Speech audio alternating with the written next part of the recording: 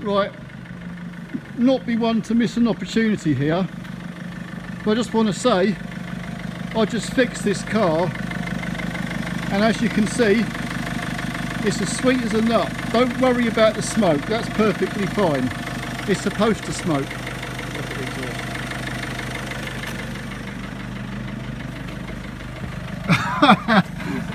Oh look, yummy yum!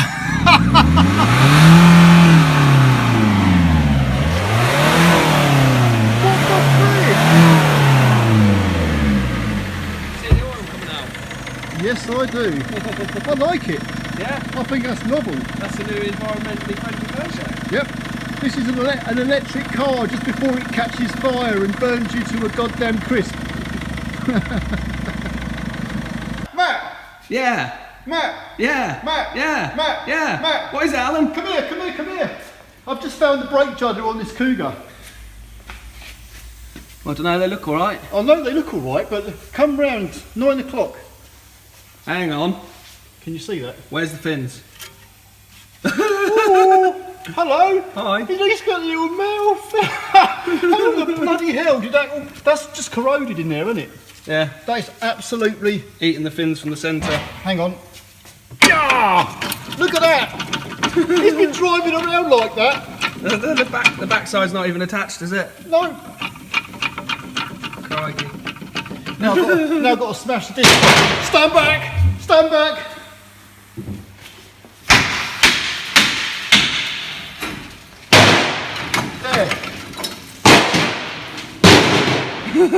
Jesus Christ, man! Ah, that's them racing three-piece discs. I understand now.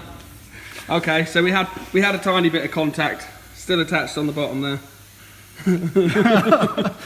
Jesus. Well, that's my video for today. That's how to change some brake discs on a Ford Cougar.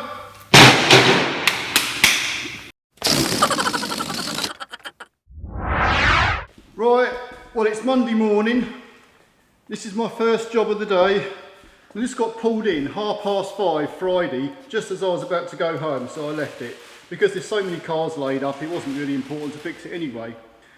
But the story is, the driver was pulling out of a junction and the car just cut out on him. Now, my normal overreaction is, oh my God, the frigging cam belt's just snapped, the timing chain's gone, because, you know, these cars don't just break down for no goddamn reason.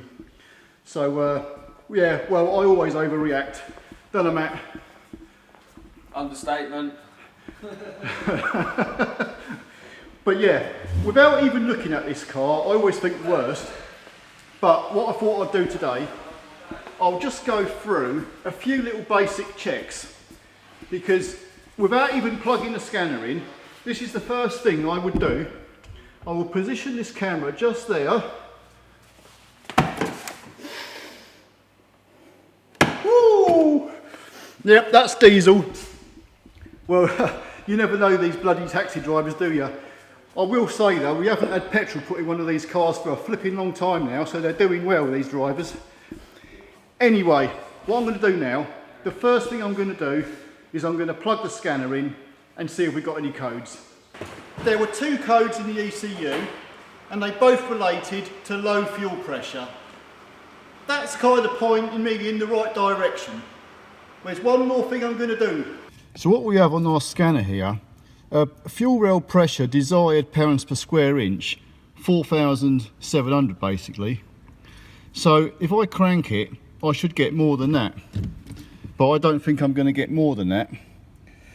So here goes.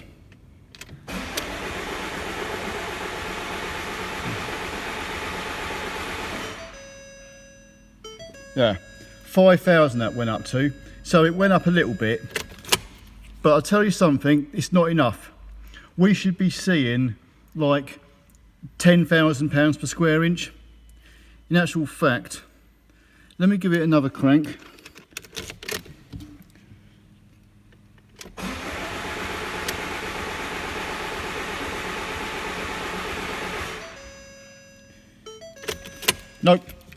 Nope, we've not got enough fuel pressure. So going on the information, come on, I'm pretty convinced the spring in the high pressure fuel pump has broken. So that's what I'm going to check. But just to go through procedure, I'm going to take the fuel filter out anyway. I know that the fuel is circulating around through the engine from the tank. The in-tank pump is pumping the fuel into the system round to the high pressure pump. I know that because I can hear it. Whenever I switch the ignition on, you can hear the fuel and you can hear the pump working. But I'm going to check the filter anyway. Yeah, I tell you what, these filter housings are in half tight. Okay, I just want to check this anyway to see the state of the filter. There is actually plenty of fuel in it. If that had run out of fuel, this bloody housing would be empty. I've got the compressor going in the background, so if it's a bit noisy, then I don't know what to say. But let's get this. Yeah, it's a little bit black, but it's not that bad. But I'm going to look inside the filter bowl for any metal particles. I shouldn't think there should be. Not this, because this car's only done like 102,000 miles. So it's too low mileage for anything major to go wrong, I would have thought. Yeah, stupid me. I should have said this at the beginning. This car, 2018, it's only done 102,000 miles. It's never had the cam belt changed, so it's still running the original factory fitted cam belt. They're not due to 125,000 miles, and I have never ever had a cam belt snap, not an original one anyway. I've had one go before, that was due to the high pressure pump being on wrong, no doubt, but yeah. So I'm pretty convinced now, 102,000 miles, these cars don't just break down. So I'm pretty convinced the spring in the high pressure pump's gone. So now the fuel filter's fine, there's no metal particles in the filter bowl. The filter was a little bit black, but it needed changed anyway. In fact, it's just about due for its cam belts anyway. So I'm now going to take the air cleaner box out, the battery out, and the battery tray out. And I'm going to try and get to the high pressure pump and have a look at this spring. You know, I like how these air boxes come out. Nice and straightforward. If I had £1 for every one of these battery trays I've had to remove over the years, I'd be a rich man. Oh, and one last thing. You know, I said about maybe the cam belt's broke, because that's what I kind of think of straight away whenever a car breaks down. These cars have a camshaft position sensor and a crank position sensor. So if this was running and the belt was to have broken, there is a very high chance there would have been a timing correlation code flung up in the ECU. Pretty sure of that, but there wasn't. There was only a couple of low pressure fuel codes, so I'm convinced it's a fuel problem. A flipping annoying turbo intake pipe has to come off. There's one little like spring clip there, and then that'll pop off. 1 8mm just down there, and there's another 2 8mm which go like in that way. I can't really see them because they're buried and they're annoying to get out anyway, but anyway, let's get this removed. Now I've got them 3 bolts out. There's also like a metal bracket down there that the 2 bolts go that way, hold on as well, but that should just, I'm trying to do this one-handed, but it will pull out. You can see the 2 bolt holes. They're a little bit fiddly to get to, but not too bad. We're nearly there now. I'm going to unpick these wires and get them out of the way. This bracket, 3 8mm, I'm going to undo and take the bracket off, because the bracket is kind of covering this boot that covers the high pressure pump. And once this boot's off, we can get to our spring. So that can come out. Now, this cover should just pull out the way. It was stuck. Here we go. There's the part we're looking at. We've got 1 17mm nut we've got to undo for our high pressure pipe, and then we can undo these 3 Torx 30s and see if our springs bust. So a 17mm spanner to get it between the pipes. There. That's got it. Crack off that nut. Once it's actually loosened, it should just spin off by hand like that, nice and easy. And by the way, what I think I'll do now just to prove a goddamn point. If I get someone to crank the engine over, you should, if pump was working, fuel would be flowing out of there, but I bet you nothing comes out of there. I'm just going to get Matt to crank the engine over. It's really difficult to see down there, but we'll see if any fuel comes out. Right, crank it over.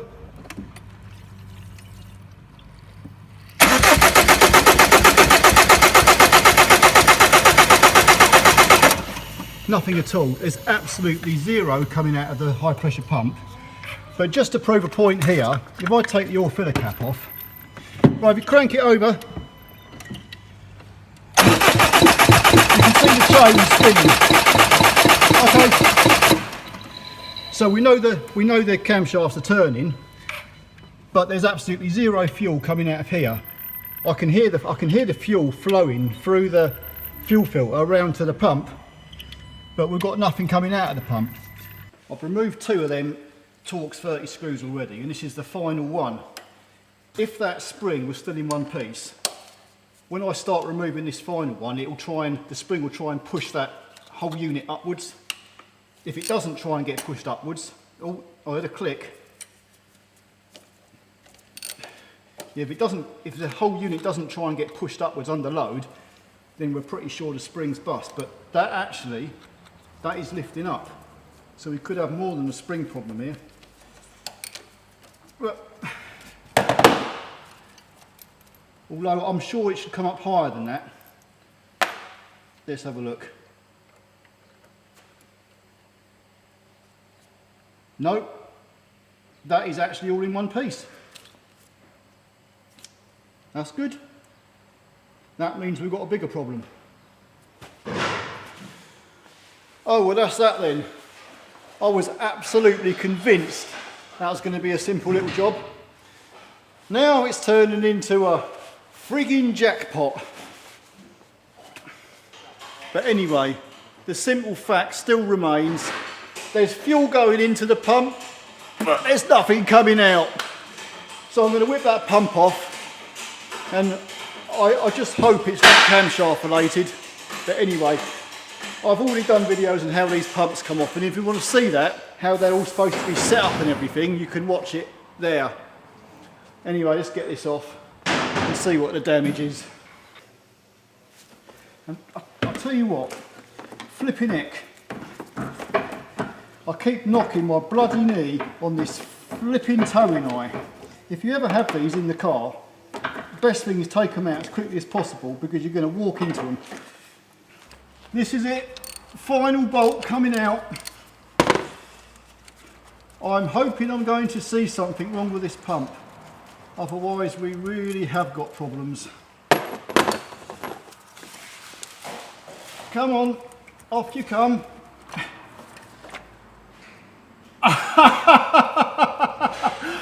It's okay, everything's great. I can see the problem straight away. Hello? Hello there. Woohoo! We've been here before. Oh, I'll tell you something, I am so frigging relieved, because I was beginning to think, because I've had in the past on a Mark IV Mondeo, the actual drive on the back of the camshaft was spinning on the camshaft, which meant it needed a new camshaft. But this shaft has just snapped off the pump. Lucky me, the engine I took out a few weeks ago has got a good pump on it, so I haven't got to buy a new one. And I'm dripping bloody fuel all over the floor. I can tell you one thing, that pump's shafted. That pump's shafted. That's a good one. Boom, boom, I'm here all week. Yuck!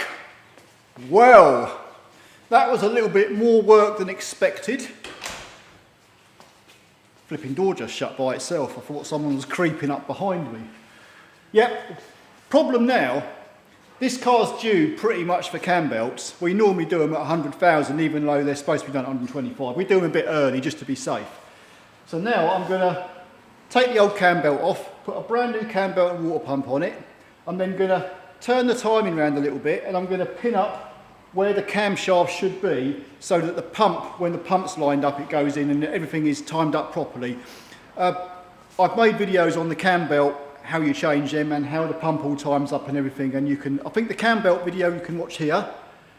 And I left a link earlier to the actual one where you time everything up properly. If you don't time the pump up, if you just shove the pump into the engine, any old how, it will run, but maybe 60, 70, 80,000 miles later, it could strip all your teeth on your cam belt due to vibrations, because that's the reason the pump is timed up, to stop vibrations running through the camshaft and affecting the cam belt, destroying it.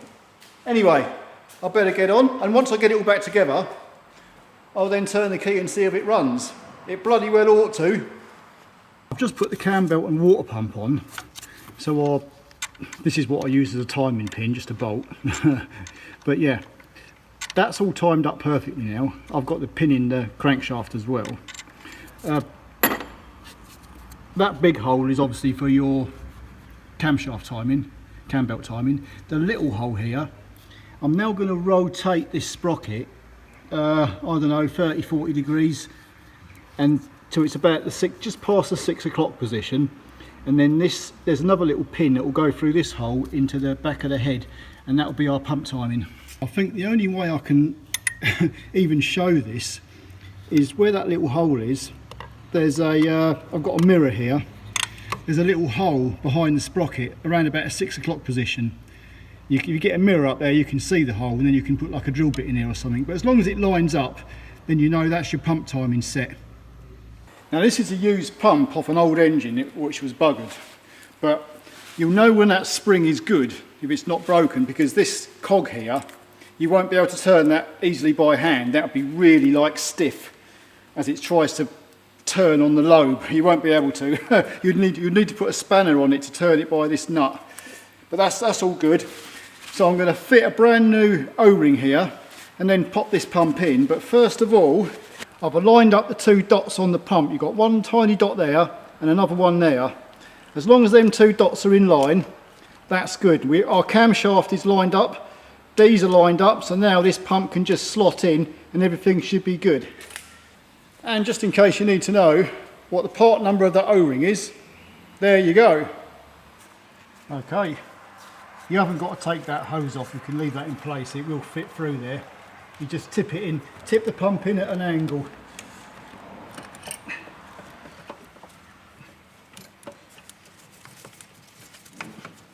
If it will play ball. There we go.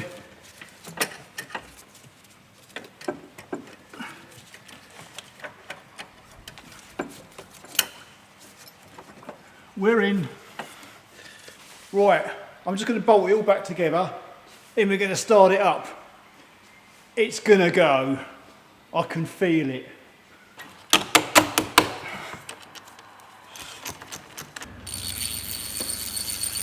By the way, we're all ready now, ready to fire it up. One little thing, you haven't got to crack off any injector pipes, nothing like that. Everything's bolted up, everything's connected up. All we've got to do is switch the ignition on, and that will prime the system. Like switch the ignition on, I don't know, 2 or 3 times, and then crank it over. Let's see what happens. Actually, I'm going to have a cup of tea first before I fire it up. Back in a minute. Here we go. Ciao, ciao. There. Don't say I never do nothing for you. Right, here goes. This had better work.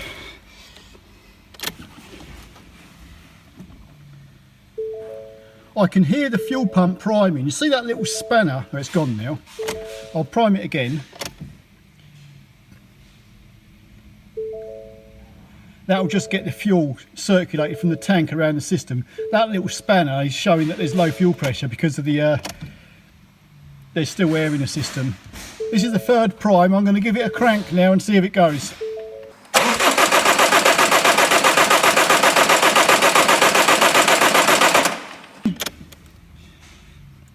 I can hear the fuel from the tank going around the system. I'll prime that again. Come on, here we go. Yes!